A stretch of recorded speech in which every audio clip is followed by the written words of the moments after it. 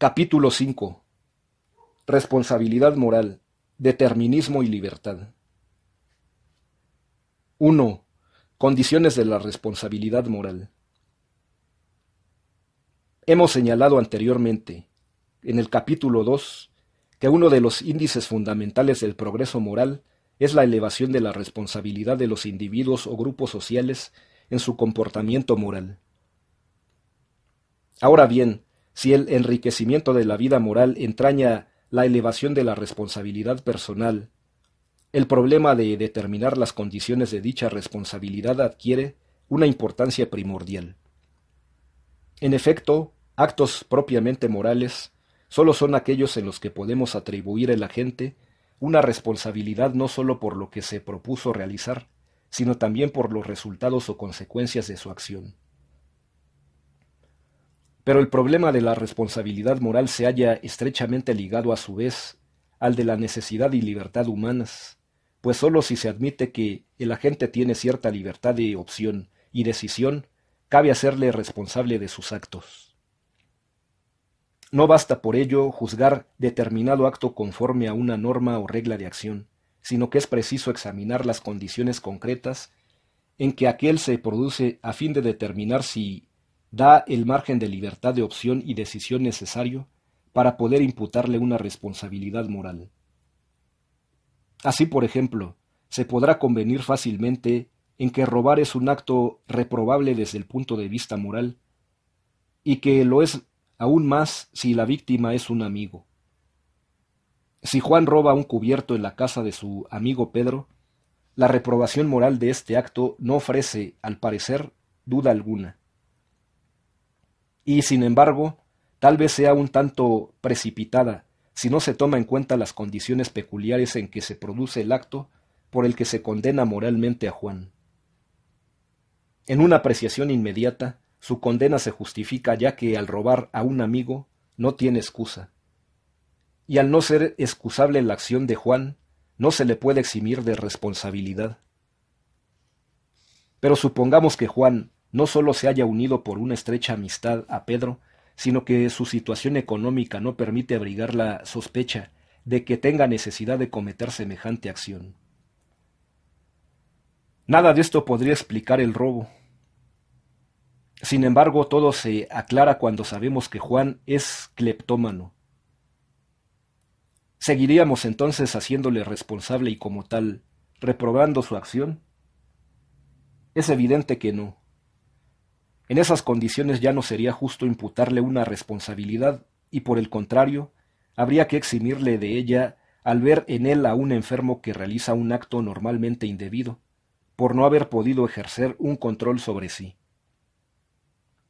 El ejemplo anterior nos permite plantear esta cuestión.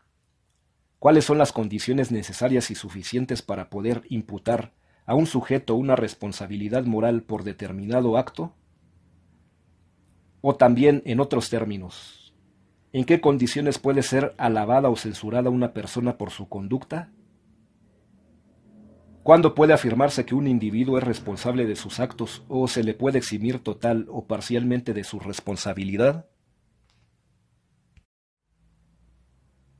Desde Aristóteles contamos ya con una vieja respuesta a estas cuestiones. En ella se señalan dos condiciones fundamentales. A. Que el sujeto no ignore las circunstancias ni las consecuencias de su acción, o sea que su conducta tenga un carácter consciente. B. Que la causa de sus actos esté en él mismo, o causa interior, y no en otro agente, o causa exterior, que le obliga a actuar en cierta forma, pasando por encima de su voluntad, o sea, que su conducta sea libre. Así pues, sólo el conocimiento por un lado y la libertad por otro permiten hablar legítimamente de responsabilidad. Por el contrario, la ignorancia de una parte y la falta de libertad de otra, entendida aquí como coacción, permite eximir al sujeto de la responsabilidad moral. Veamos más detenidamente estas dos condiciones fundamentales. 2. La ignorancia y la responsabilidad moral. Si sólo podemos hacer responsable de sus actos al sujeto que elige, decide y actúa conscientemente, es evidente que debemos eximir de responsabilidad moral al que no tiene conciencia de lo que hace, es decir, a quien ignora las circunstancias, naturaleza o consecuencias de su acción. La ignorancia en este amplio sentido se presenta pues como una condición eximente de la responsabilidad moral. Así, por ejemplo, al que da al neurótico Y un objeto que despierta en él una reacción específica de ira, no se le puede hacer responsable de su acción si alega fundadamente que ignoraba que estuviera ante un enfermo de esa naturaleza, o que el objeto en cuestión pudiera provocar en él una reacción tan desagradable. Ciertamente, al ignorar X las circunstancias en que se producía su acción, no podía prever las consecuencias negativas de ella. Pero no basta afirmar que ignoraba esas circunstancias para eximirle de una responsabilidad. Es necesario agregar que no solo no las conocía, sino que no podía ni estaba obligado a conocerlas. Sólo así su ignorancia le excusa de la responsabilidad correspondiente. En cambio, los familiares del neurótico Y que le permitieron ir a casa de X y que, una vez en ella, no le advirtieron de la susceptibilidad de Y ante el objeto en cuestión. Sí pueden ser considerados moralmente responsables de lo sucedido, ya que conocían la personalidad de Y y las consecuencias posibles para él del acto realizado por X. Vemos pues que, en un caso, la ignorancia exime de la responsabilidad moral y en otro, justifica plenamente esta. Sin embargo, debe preguntarse acto seguido, ¿la ignorancia es siempre una condición suficiente para eximir de la responsabilidad moral? Antes de responder a esta cuestión, pongamos un nuevo ejemplo. El conductor que estaba efectuando un largo viaje y chocó con otro que estaba averiado en un recodo de la carretera, provocando graves daños materiales y personales, puede alegar que no vio el automóvil allí estacionado, es decir, que ignoraba su presencia, a causa de que la luz de los faros de su coche era muy débil. Pero esta excusa no es moralmente aceptable, ya que pudo y debió ver al coche averiado si hubiera revisado sus luces, como está obligado a hacerlo moral y legalmente, quien se dispone a hacer un largo viaje de coche por carretera. Ciertamente, en este caso el conductor ignoraba, pero pudo y debió no ignorar.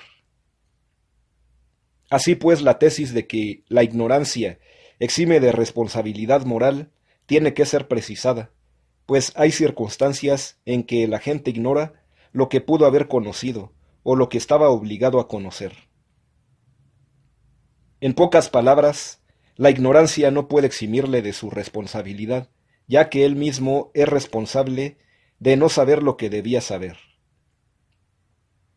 Pero, como hemos señalado antes, la ignorancia de las circunstancias en que se actúa del carácter moral de la acción, de su bondad o maldad, o de sus consecuencias, no puede dejar de ser tomada en cuenta, particularmente cuando es debida al nivel en que se encuentra el sujeto en su desarrollo moral personal o al estado en que se halla la sociedad en su desenvolvimiento histórico, social y moral.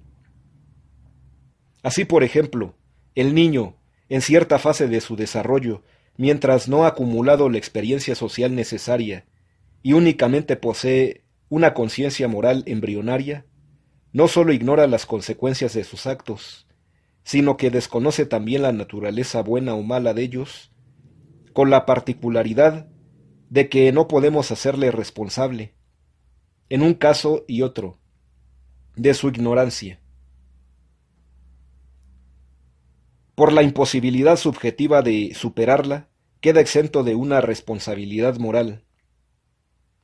Algo semejante puede decirse de los adultos por lo que toca a su comportamiento individual, considerado éste desde el punto de vista de la necesidad histórico-social. Ya hemos subrayado antes que la estructura económico-social de la sociedad abre y cierra determinadas posibilidades al desarrollo moral y, consecuentemente, al comportamiento moral del individuo en cada caso concreto. En la antigua sociedad griega, por ejemplo, las relaciones propiamente morales sólo podían encontrarse entre los hombres libres, y por el contrario, no podían darse entre los hombres libres y los esclavos, ya que éstos no eran reconocidos como personas por los primeros. El individuo, esto es, el ciudadano de la polis, no podía ir en su comportamiento moral más allá del marco histórico-social en que estaba situado, o del sistema del cual era una criatura. Por ello, no podía tratar moralmente a un esclavo. Ignoraba, y no podía dejar de ignorar, como lo ignoraba la mente más sabia de su tiempo, Aristóteles, que el esclavo era también un ser humano, y no un simple instrumento. Dado el nivel de desarrollo social y espiritual de la sociedad en que vivían, no podemos hacer responsables individualmente de su ignorancia a aquellos hombres.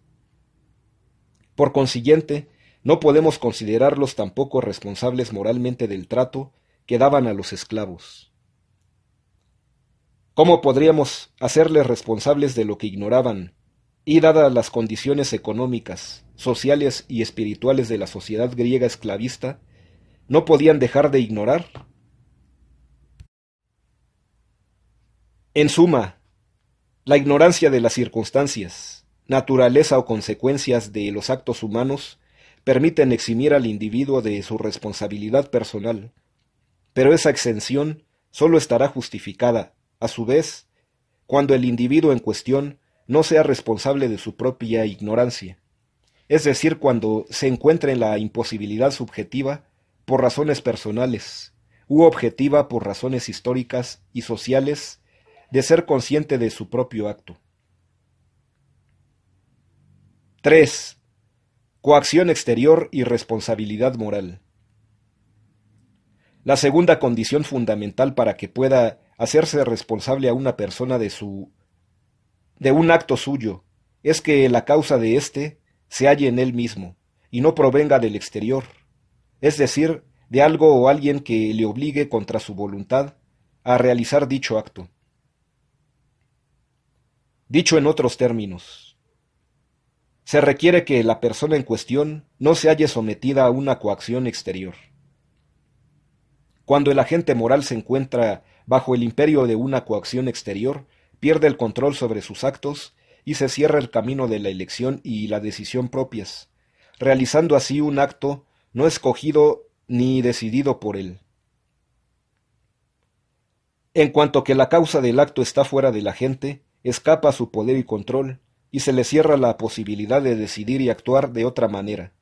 No se le puede hacer responsable de la forma en que ha actuado. Veamos un ejemplo.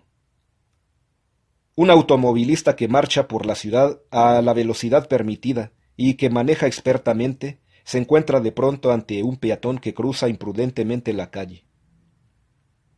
Para no atropellarlo, se ve obligado a hacer un brusco viraje, a consecuencia del cual arrolla a una persona que estaba en la esquina, esperando tomar el tranvía.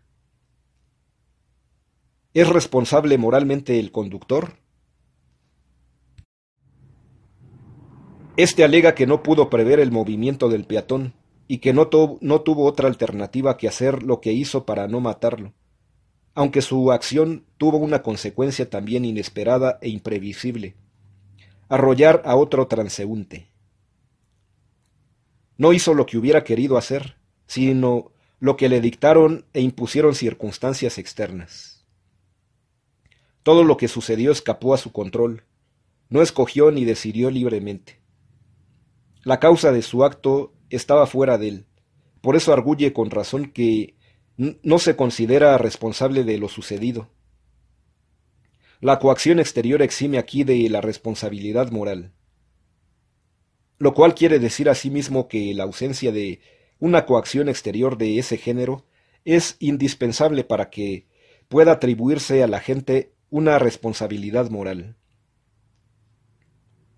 Pero como ya señalaba Aristóteles, la coacción exterior puede provenir no de algo, como las circunstancias extrañas, que obliga a actuar en cierta forma contra la voluntad de la gente, sino de alguien que, consciente y voluntariamente, le obliga a realizar un acto que no quiere realizar, es decir, que la gente no ha escogido ni decidido. Veamos este ejemplo. Si alguien, pistola en mano, obliga a Pedro a escribir unas líneas en que se difama a otra persona, ¿podría considerársele moralmente responsable de lo que ha escrito? O veamos este otro ejemplo. Si X debe acudir en ayuda de su amigo Y, que se halla en una situación muy apurada, y Z, un enemigo suyo, se lo impide, cerrándole el paso al hacer uso de una fuerza superior a la suya, ¿no quedará X exento de toda responsabilidad moral, por graves que sean las consecuencias de no haber ayudado a Y? En este caso, la coacción exterior, física, ejercida por Z, no le dejó opción, es decir, no le permitió actuar en la forma que hubiera querido. Pero la causa de no haberle ayudado no estaba en X, sino fuera de él. En casos semejantes, la coacción es tan intensa que no queda margen, o si queda, es estrechísimo, para decidir y actuar conforme a la voluntad propia. La coacción es tan fuerte que, en algunos casos como el del primer ejemplo, la resistencia a la coacción del agente exterior entraña riesgos gravísimos, incluso para la propia vida. La experiencia histórica nos dice que, incluso en situaciones semejantes, ha habido hombres que han asumido su responsabilidad moral, pero los métodos refinados de coacción son tan poderosos que la gente puede verse obligado a hacer lo que normalmente no hubiera deseado. El sujeto queda entonces excusado moralmente, pues la resistencia física y espiritual tiene un límite, pasado el cual el sujeto pierde el dominio y el control sobre sí mismo. Veamos pues que la coacción exterior puede anular la voluntad del agente moral y eximirle de su responsabilidad personal, pero esto no puede ser tomado en un sentido absoluto, ya que hay casos en que, pese a sus formas externas, le queda un margen de opción, y por tanto de responsabilidad moral. Por consiguiente, cuando Aristóteles señala la ausencia de coacción exterior como condición necesaria de la responsabilidad moral, ello no significa que la gente no pueda resistir, en ningún caso, a dicha coacción, y que siempre que se encuentre bajo ella, no sea responsable moralmente de lo que hace. Si dicha condición se postulara en términos tan absolutos, se llegaría, en muchos casos, a reducir enormemente el área de la responsabilidad moral. Y esta reducción sería menos legítima tratándose de actos cuyas consecuencias afectan profundamente a amplios sectores de la población o a la sociedad entera. Recuérdese, en este respecto, lo que sucedió en el famoso proceso de Nuremberg contra los altos jefes del nazismo alemán. Ninguno de ellos aceptó su responsabilidad legal, y menos aún moral, por los monstruosos crímenes cometidos por los nazis. Todos ellos alegaban o bien ignoraban de los hechos, o bien la necesidad de cumplir órdenes superiores. Y si así se comportaban los más altos dirigentes del nazismo, con mayor razón, en escalas jerárquicas inferiores alegaban lo mismo, la imposibilidad de resistir a una coacción exterior. Los generales y oficiales que ordenaban saquear, fusilar o incendiar. Los jefes implacables de los campos de concentración que sometían a los prisioneros al trato más inhumano, o los médicos que realizaban terribles experimentos con seres humanos vivos, como el trasplante de tejidos y órganos en ellos, esterilización de la fuerza, vacunación de enfermedades infecciosas, etc. Es evidente que la ignorancia, en unos casos, o la coacción en otros, de acuerdo con lo que hemos afirmado anteriormente, no podía absolver a los nazis de su responsabilidad penal, y menos aún de la moral. Sin embargo, la coacción exterior, en las dos formas que acabamos de examinar, puede eximir a la gente, en determinadas situaciones, de la responsabilidad moral de actos que, si bien se presentan como suyos, no lo son en realidad, ya que tienen su causa fuera de él. 4. Coacción interna y responsabilidad moral. Si el agente no es responsable de los actos que tiene su causa fuera de él, lo será, en cambio, de todos aquellos que tienen su causa o fuente en él mismo. No pueden darse actos cuya causa habite en el interior del sujeto y de los cuales no sea responsable moralmente. Antes de responder a estas cuestiones debemos insistir en que, en términos generales, el hombre solo puede ser moralmente responsable de los actos cuya naturaleza conoce y cuyas consecuencias puede prever, así como aquellos que, por realizarse en consecuencia, en ausencia de una coacción externa, se hallan bajo su dominio y control. Partiendo de estas afirmaciones generales, podemos decir que un individuo normal es responsable moralmente del robo cometido por él, pero que no lo es, por el contrario, el cleptómano que roba por un impulso irresistible. El asesinato es reprobable moralmente, y el que lo comete contrae, además de otras responsabilidades, una responsabilidad moral. Pero ¿podríamos considerar moralmente responsable al neurótico que mata en un momento de crisis aguda? El hombre que lanza frases obscenas a una mujer merece nuestra reprobación, y el que comete un acto de esa naturaleza contrae una responsabilidad moral. Pero es también moralmente responsable el enfermo sexual, que, impulsado por móviles subconscientes, trata de afirmar así su personalidad. Es evidente que en estos tres casos, la cleptomanía, la neurosis o un desajuste sexual impulsan de un modo irresistible, respectivamente, a robar, matar y ofender de palabra. En todos ellos, el sujeto no es consciente, al menos en el momento en que realiza dichos actos, de sus móviles verdaderos, de su naturaleza moral y de sus consecuencias. Tal vez posteriormente, cuando lo ocurrido ya sea irremediable, el sujeto adquiera conciencia de todo ello. Pero incluso así no podrá garantizar no volver a hacer lo mismo bajo un impulso irresistible o una motivación inconsciente.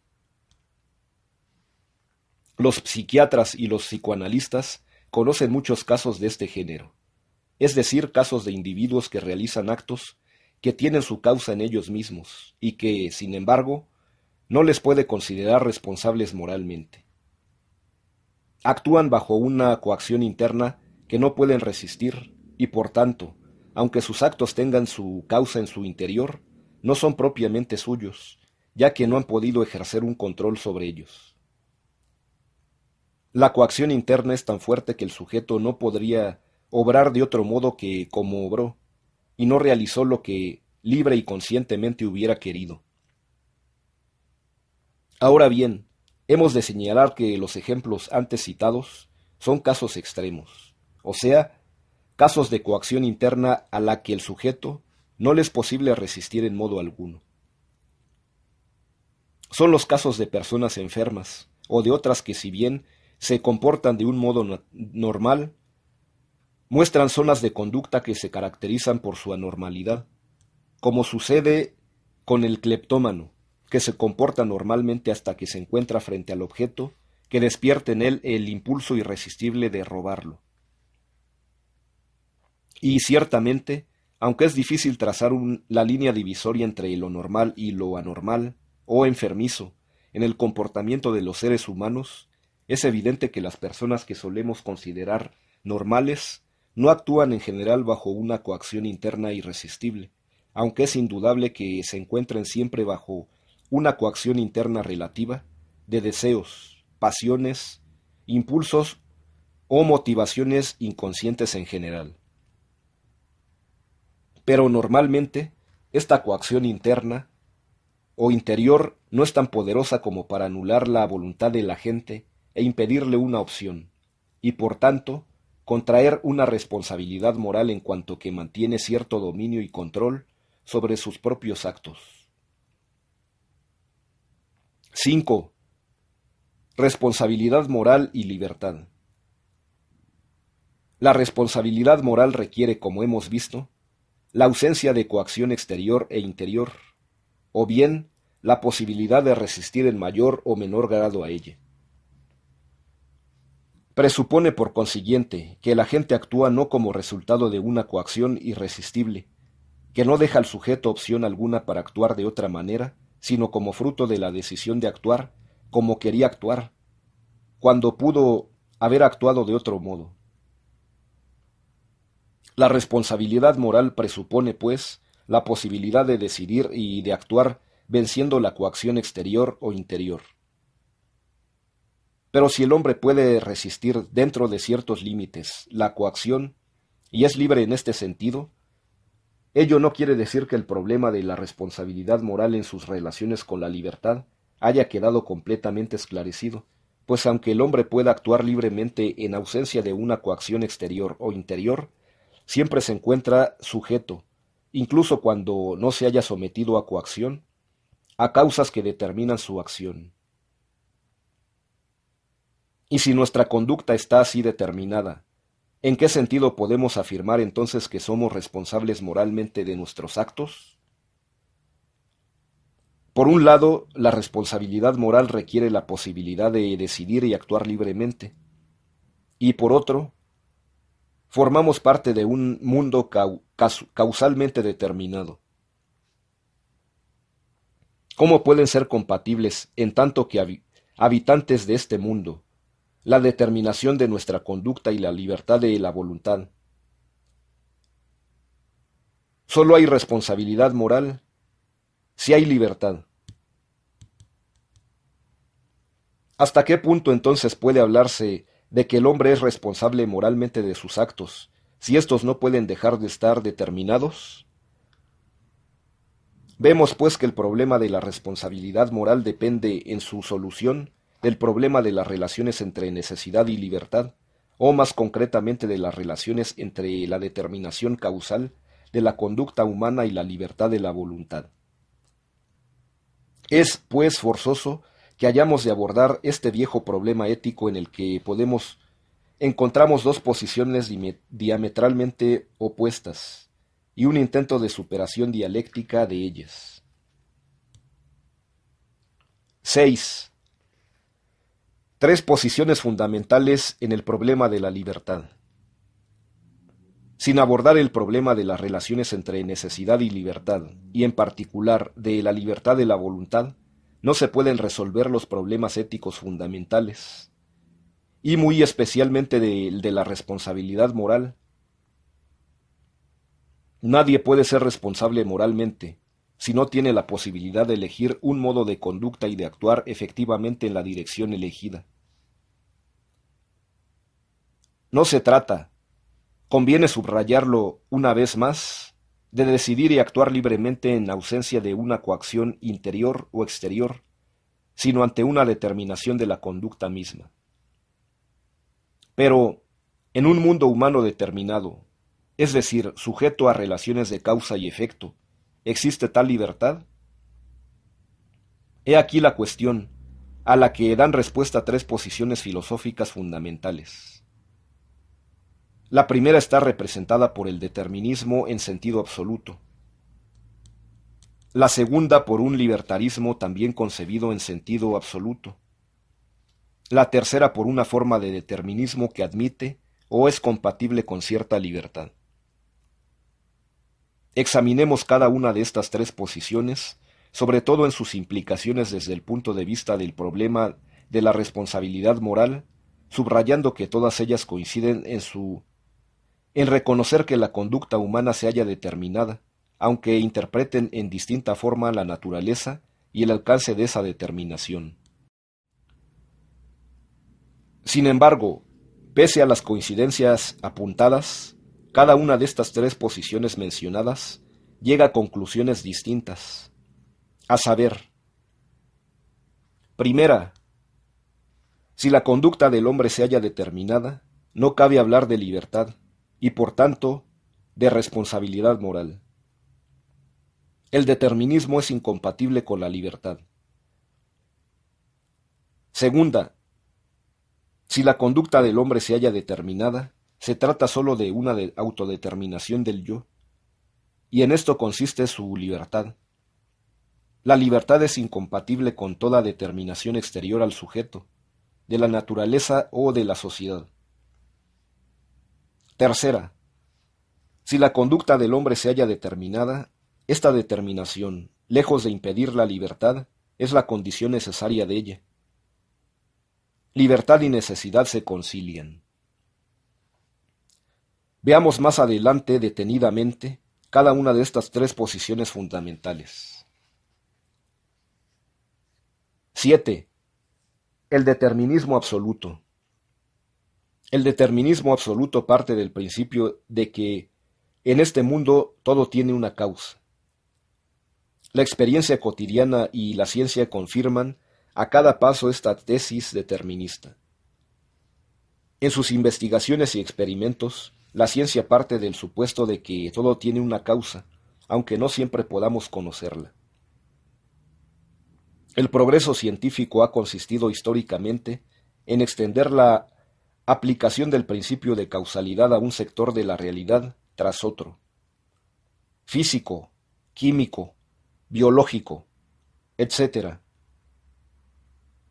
En el presente siglo se revela cada vez más la fecundidad de dicha aplicación en el terreno de las ciencias sociales o humanas.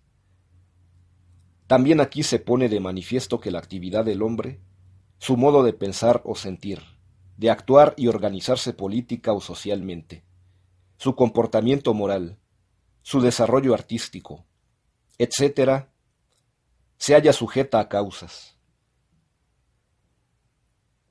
Pero si todo está causado, ¿cómo podemos evitar actuar como lo hacemos? Si lo que hago en este momento es resultado de actos anteriores, que en muchos casos ni siquiera conozco, ¿cómo se puede decir que mi acción es libre? También mi decisión, mi acto voluntario, está causado por un conjunto de circunstancias. Por tanto, ¿cómo podríamos pretender que la voluntad es libre? ¿Seguirá arguyendo el determinista absoluto? ¿O que el hombre hace algo libremente? Al hablar de determinación causal, no nos referimos, por supuesto, a una coacción exterior o interior que me obliga a actuar de cierta manera, sino al conjunto de circunstancias que determinan el comportamiento de la gente, de modo que el acto pretendidamente libre no es sino el efecto de una causa o de una serie causal. El hecho de que mi decisión está causada, insiste el determinista absoluto, significa que mi elección no es libre. La elección libre se revela como una ilusión, pues en verdad no hay tal libertad de la voluntad. Yo no elijo propiamente un conjunto de circunstancias, en cuanto causas, eligen por mí. En esta forma absoluta, el determinismo y su consiguiente rechazo de la existencia de la libertad se halla representada en la historia del pensamiento filosófico y en particular de la historia de las doctrinas éticas por los materialistas franceses del siglo XVIII y a la cabeza de ellos el barón de Holbach. De acuerdo con estos, los actos humanos no son sino eslabones de una cadena causal universal. A ella, el pasado determina el presente. Si conociéramos todas las circunstancias que actúan en un momento dado, podríamos predecir con toda exactitud el futuro. El físico Laplace en ese mismo siglo expresó en los siguientes términos semejante determinismo absoluto. Un calculador divino que conociera la velocidad y el lugar de cada partícula del universo en un momento dado, podría predecir todo el curso futuro de los acontecimientos en la infinidad del tiempo. Como vemos, se descarta aquí toda la posibilidad de libre determinación del hombre, y se establece una antítesis absoluta entre la necesidad causal y la libertad humana. La tesis central de la posición que estamos examinando es, pues, esta: todo se halla causado, y por consiguiente no hay libertad humana, y por ende responsabilidad moral. Y en verdad, si la determinación causal de nuestras acciones fuera tan absoluta y rigurosa hasta el punto de hacer de nosotros meros efectos de causas que escapan por completo a nuestro control, no podría hablarse de responsabilidad moral, ya que no se nos podría exigir actuar de otro modo distinto de como nos vimos forzados a obrar. Ahora bien, aunque la tesis de que parte el determinismo absoluto es válida, a saber, todo, incluidos los actos humanos de cualquier índole, se halla sujeto a causas.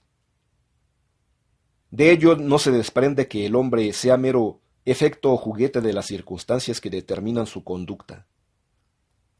Al tomar decisiones y conciencia de esas circunstancias, los hombres pueden decidir actuar en cierta forma, y esta decisión, puesta en práctica, se convierte a su vez en causa que reobra sobre las circunstancias o condiciones dadas.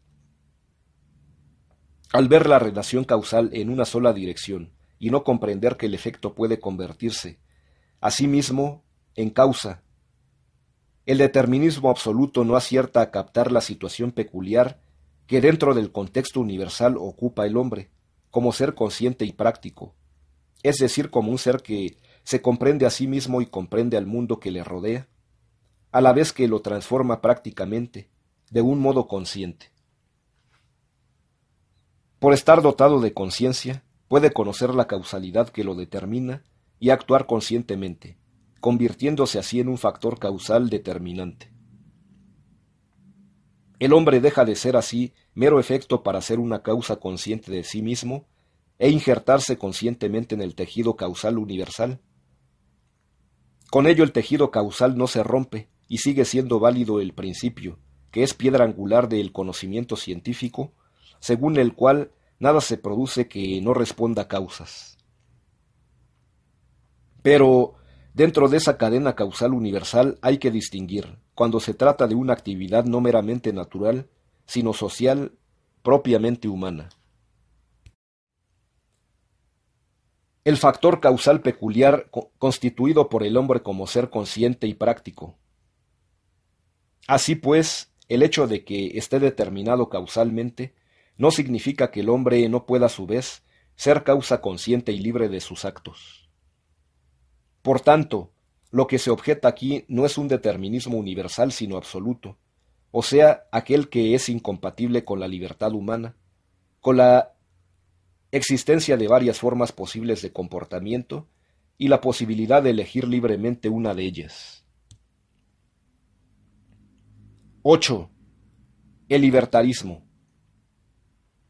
De acuerdo con esta posición, ser libre significa decidir y obrar como se quiere. O sea, poder actuar de modo distinto de como lo hemos hecho, si así lo hubiéramos querido y decidido. Esto se interpreta a su vez en el sentido de que si se puede hacer lo que no hice, o si no sucedió lo que pudo haber sucedido, ello contradice el principio de que todo se haya determinado causalmente. Decir que todo tiene una causa significa asimismo, a juicio de los adeptos de esta posición, coincidiendo en este punto con los deterministas absolutos, que sólo puede haber sucedido lo que sucedió efectivamente. Por tanto, siguen arguyendo los primeros, si sucedió algo que pudo no haber sucedido, de haberse querido que sucediera, o si no se produjo algo que pudo haberse producido, si así se hubiera elegido y decidido. Ello implica que se tiene una libertad de decisión y acción que escapa a la determinación causal. En consonancia con esto, se rechaza que el agente se halle determinado causalmente, ya sea desde dentro, por sus deseos, motivos o carácter. La libertad se presenta como un dato de experiencia inmediata o como una convicción inquebrantable que no puede ser destruida por la existencia de la causalidad. Y aunque se admita que el hombre se halla sujeto a una determinación causal, en cuanto que es parte de la naturaleza y vive en sociedad, se considera que hay una esfera de la conducta humana y muy particularmente la moral, en que es absolutamente libre, es decir, libre respecto de la determinación de los factores causales. Esta posición es compartida también en el fondo por aquellos que, como Nikolai Hartmann, ven en la determinación interior de la voluntad, o autodeterminación, una nueva forma de causalidad. Lo característico de esta posición es la contraposición entre libertad y necesidad causal. En ella la libertad de la voluntad excluye el principio causal, pues se piensa que si lo que se quiere, decide o hace tiene causas, inmediatas o lejanas, ese querer o esa decisión y acción no serían propiamente libres. La libertad implica pues una ruptura de la continuidad causal universal. Ser libre es ser incausado. Una verdadera acción libre no podría estar determinada, ni siquiera por el carácter del sujeto, como sostiene en nuestros días Campbell. Para que la autodeterminación sea pura, tiene que excluirse incluso la determinación interior del carácter, y se ha de implicar una elección del yo en el que trascienda el carácter mismo. Sólo así puede gozarse de una genuina libertad.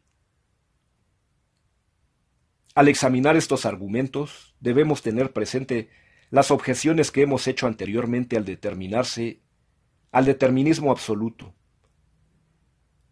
También aquí, aunque ahora, para negar que la libertad de la voluntad sea compatible con la determinación causal, se ignora la peculiaridad del agente moral como factor causal, y se habla de los actos propiamente humanos como si se trataran de actos meramente naturales.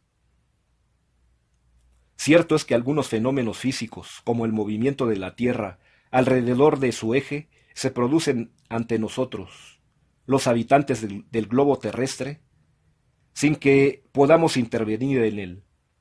Es decir, sin que podamos insertarnos, gracias a nuestro conocimiento y acción, en su relación causal, y alterarla o encauzarla en un sentido u otro.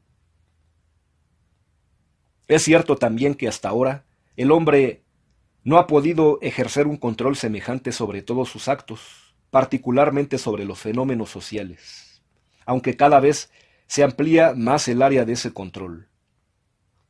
Pero justamente los actos que llamamos morales dependen de condiciones y circunstancias que no escapan por completo a nuestro control. El hecho, por ejemplo, del cierre de una fábrica puede obedecer a una serie de causas de orden económico y social que escapan incluso al control de los individuos. Pero el que Pedro, como trabajador de ella, se sume a una protesta contra el desempleo provocado por el cierre, dependerá de una serie de circunstancias y condiciones que no escapan por completo a su control. Ante él se presentan al menos dos posibilidades: sumarse a la protesta o no. Al decidirse por una de ellas, pone de manifiesto su libertad de decisión, aunque en esta decisión no dejen de estar presentes determinadas causas: su propia situación económica, su grado de conciencia de clase, carácter, educación, etc. Su decisión es libre, es decir, propiamente suya, en cuanto que se ha podido elegir y decidir por sí mismo, o sea, en ausencia de una fuerte coacción exterior e interior, pero sin que ello signifique que su decisión no se halle determinada. Pero esta determinación causal no es tan rígida como para trazar un solo cauce a su acción, o sea, como para impedirle que pueda optar entre dos o más alternativas. El sujeto que quiere, decide y actúa en cierta dirección, no solo determina, sino que se halla determinado. Es decir, no solo se inserta en el tejido de las relaciones causales, alterándolo o modificándolo con su decisión y su acción, sino que obedece también en su comportamiento a causas internas y externas, inmediatas y mediatas, de modo que lejos de romper la cadena causal, la presupone necesariamente. El acto En el acto moral, el sujeto no decide arbitrariamente. En su conducta, su carácter aparece como un factor importante.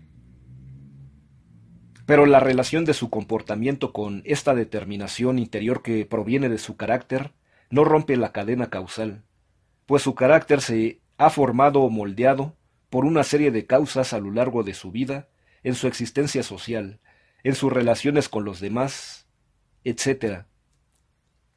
Hay quienes ven en este papel del carácter en nuestras decisiones una negación de la libertad de la voluntad, y por ello conciben esta como una ruptura de la cadena causal al nivel del carácter. De acuerdo con esta tesis, el hombre que actuara conforme a o determinado por su carácter no sería propiamente libre. Ser libre sería actuar a pesar de él o incluso contra él, según Campbell. Pero si el carácter se excluye como factor determinante causal, ¿no se caería en un indeterminismo total?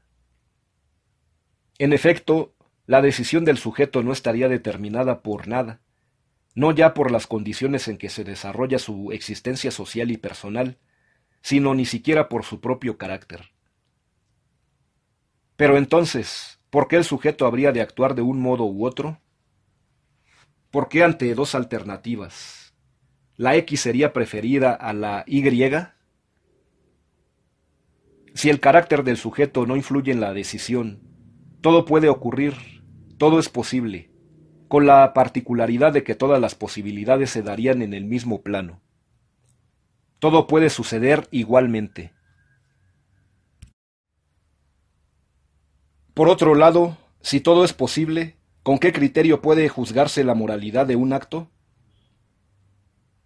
Si los factores causales no influyen en la decisión y en la acción, ¿qué sentido tiene el conocimiento de ellos para juzgar si el agente moral puede o no actuar de otra manera, y considerarlo por tanto responsable de lo que hizo?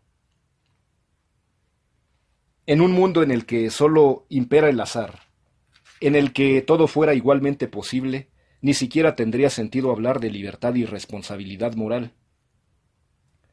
Con lo cual llegamos a la conclusión de que la libertad de la voluntad, lejos de excluir la causalidad, en el sentido de una ruptura de la conexión causal o de la negación total de ésta, en el indeterminismo, presupone forzosamente la necesidad causal. Vemos pues que el libertarismo, como el determinismo absoluto, al establecer una oposición absoluta entre necesidad causal y libertad, no puede dar una solución satisfactoria al problema de la libertad de la voluntad como condición necesaria de la responsabilidad moral. Se impone así la solución que, en nuestras objeciones a una y otra posición, se han venido apuntando. 9. Dialéctica de la libertad y de la necesidad. El determinismo absoluto conduce inevitablemente a esta conclusión. Si el hombre no es libre, no es responsable moralmente de sus actos. Pero el libertarismo lleva también a una conclusión semejante, pues si las decisiones y actos de los individuos no se hallan sujetos a la necesidad y son frutos del azar, carece de sentido hacerlos responsables moralmente de sus actos y tratar de influir en su conducta moral. Para que pueda hablarse de responsabilidad moral, es preciso que el individuo disponga de cierta libertad de decisión y acción, o sea, es necesario que intervenga conscientemente en su realización. Pero a su vez, para que pueda decidir con conocimiento de causa y fundar su decisión en razones, es preciso que su comportamiento se halle determinado causalmente, es decir, que existan causas y no meros antecedentes o situaciones fortuitas. Libertad y causalidad, por tanto, no pueden excluirse una a otra. Pero no podemos aceptar una falsa conciliación de ambas, como la que postula Kant al situar una y otra en dos mundos distintos. La necesidad en el reino de la naturaleza, del que forma parte el hombre empírico, y la libertad en el mundo del númeno o reino inteligible, ideal, en el que no rige la conexión causal y del que forma parte propiamente el hombre como ser moral. Kant trata así de conciliar la libertad, entendida como autodeterminación del yo o causalidad por la libertad, con la causalidad propiamente dicha que rige en la esfera de la naturaleza.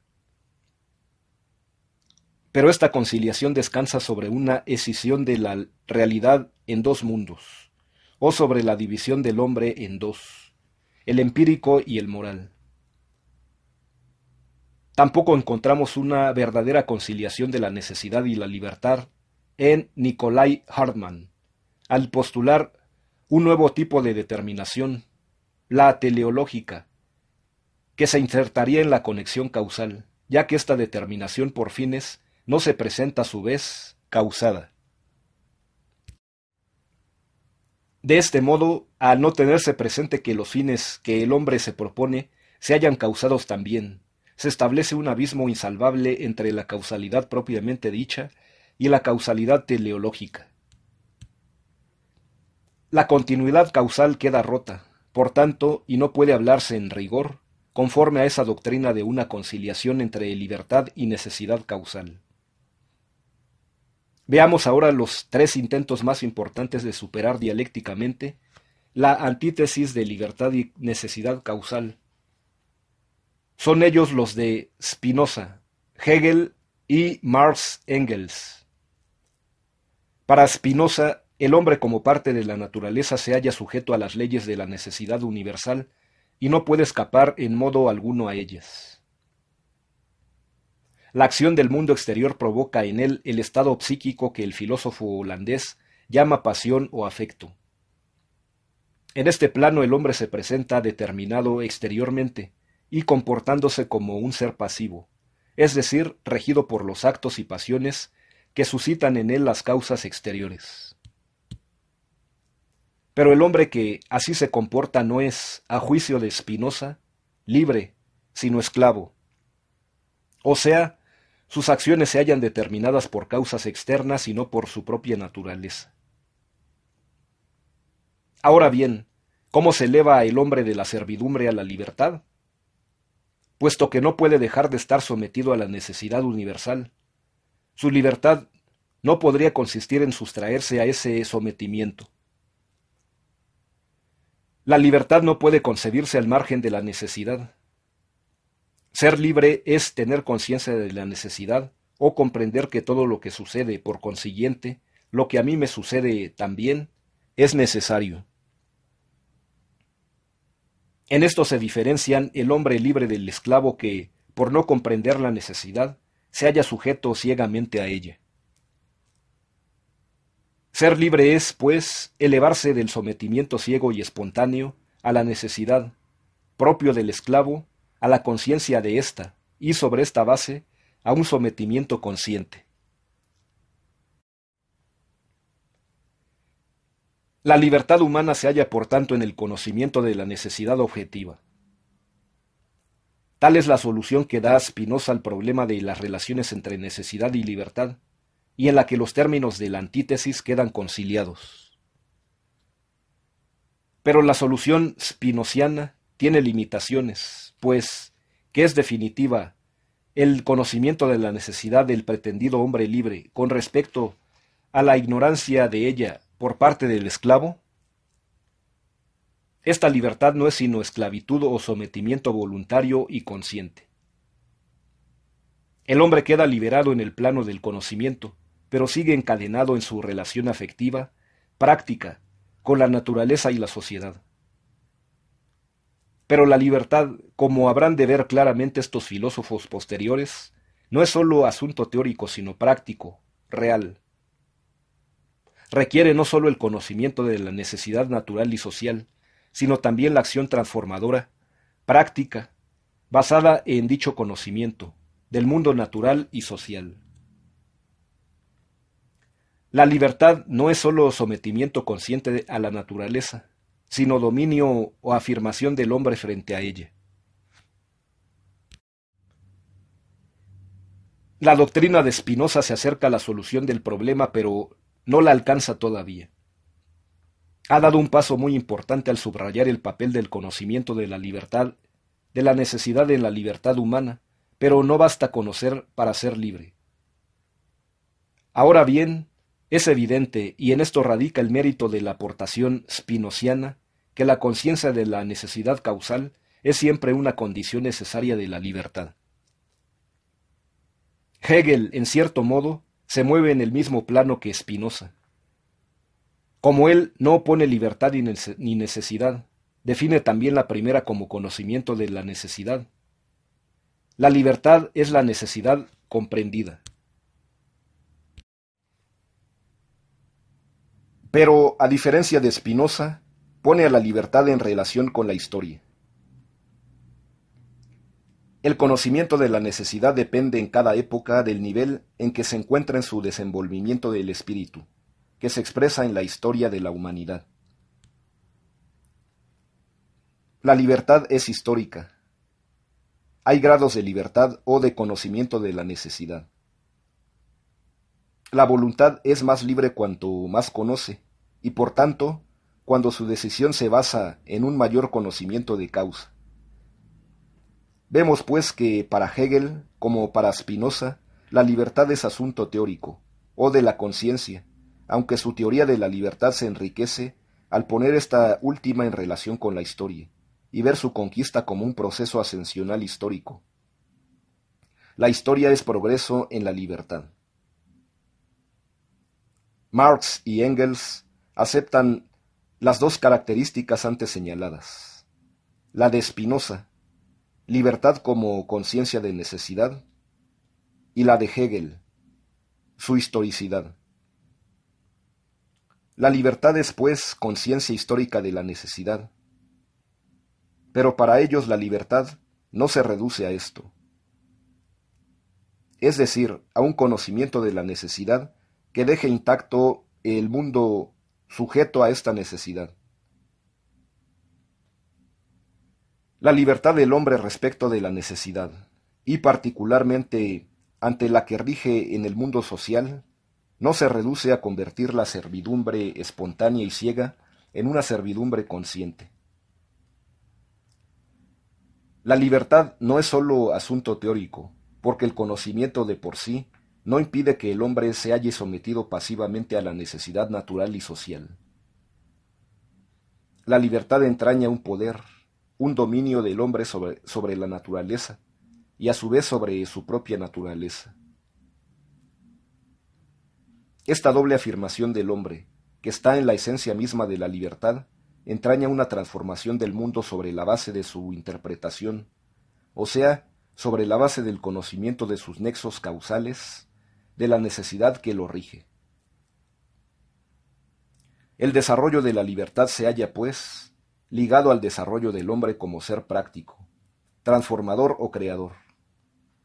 Es decir, se halla vinculado al proceso de producción de un mundo humano o humanizado, que trasciende el mundo dado, natural, y al proceso de autoproducción del ser humano que constituye justamente su historia. La libertad no solo es asunto teórico, pues la comprensión de la necesidad no basta para que el hombre sea libre, ya que la libertad entraña, como hemos señalado, una actividad práctica transformadora. Pero sin el conocimiento de la necesidad, tampoco hay libertad. Es por ello una condición necesaria de ésta. El conocimiento y la actividad práctica, sin los cuales la libertad humana no se daría, no tienen por sujeto a individuos aislados, sino individuos que viven en sociedad, que son sociales por su propia naturaleza y se hallan insertos en un tejido de relaciones sociales que varían a su vez históricamente. La libertad, por todo esto, tiene también un carácter histórico-social. Los grados de libertad son grados de desarrollo del hombre como ser práctico, histórico y social.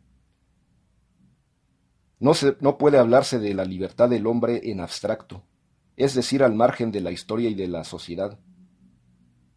Pero ya sea que se trate de la libertad como poder del hombre sobre la naturaleza, ya como dominio sobre su propia naturaleza, control sobre sus propias relaciones o sobre sus propios actos individuales.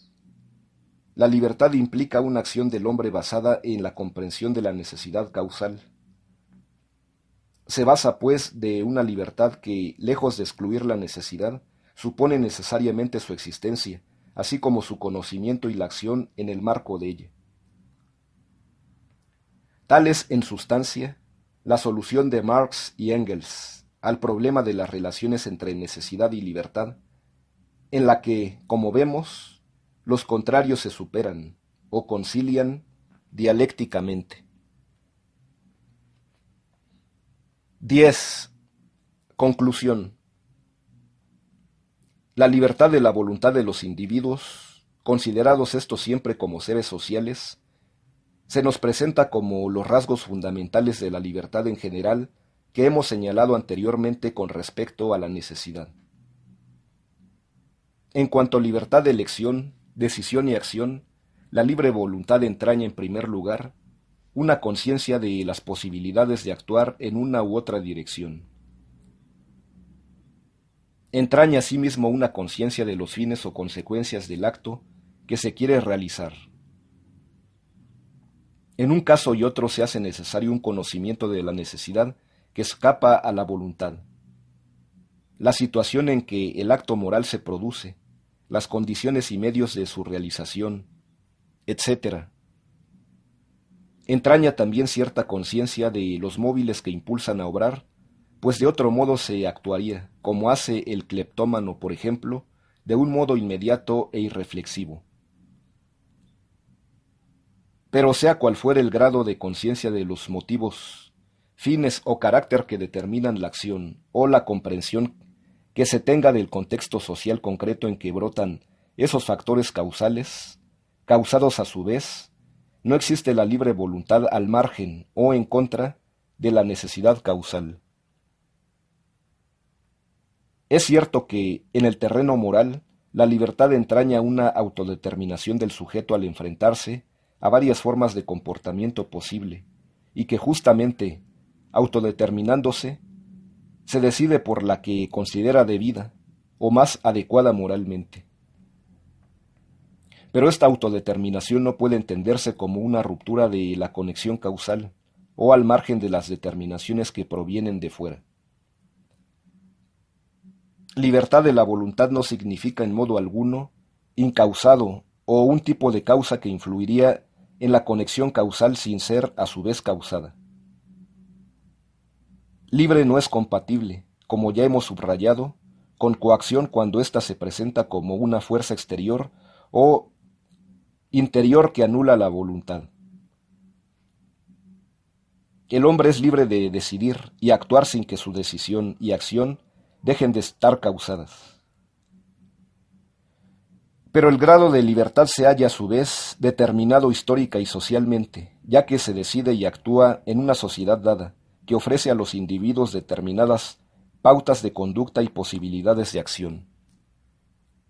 Vemos, pues, que la responsabilidad moral presupone necesariamente cierto grado de libertad, pero ésta a su vez implica también forzosamente la necesidad causal. Responsabilidad moral, libertad y necesidad se hallan pues vinculadas indisolublemente en el acto moral.